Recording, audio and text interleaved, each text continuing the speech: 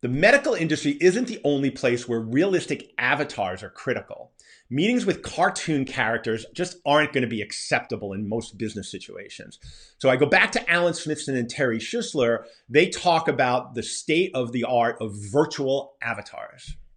So avatar realism is super important, especially for certain user classes. So where it becomes important, in my mind, is first of all for large business, top echelon, corporate board meetings, things like that.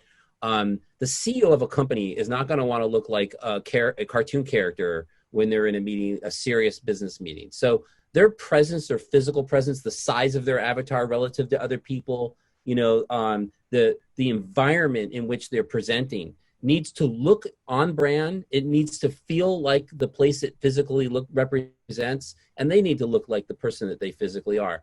And so the quality level demand expectation of not only avatars, but the entire environment presentation is super high up on that food chain.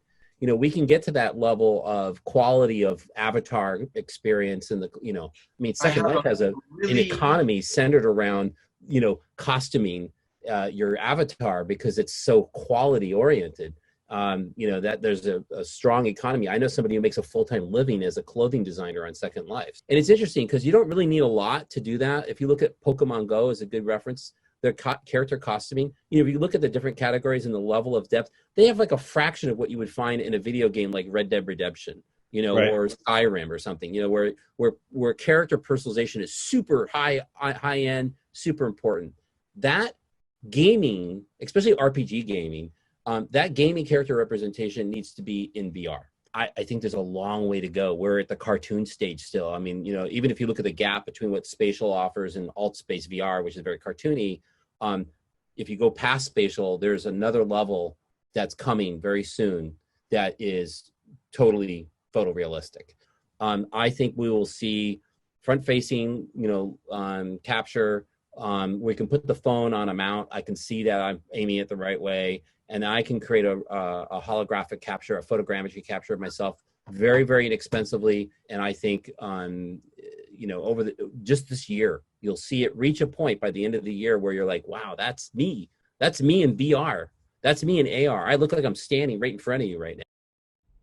Now, a company called Oben, which is part of a consortium of companies being supported by SoftBank in Japan, have created some amazingly realistic avatars. But nothing I've seen comes close to the work being done by Facebook Labs.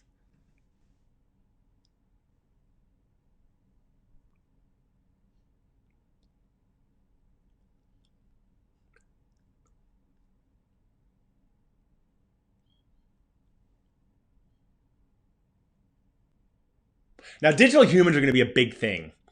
We're each going to have a virtual doppelganger in the very near future, which brings up all kinds of risks. So when much of our lives is spent online in a virtual reality, how do I know who you are? How do you know it's really me? And we'll dive into the world of deepfake virtual humans in a future episode of this show.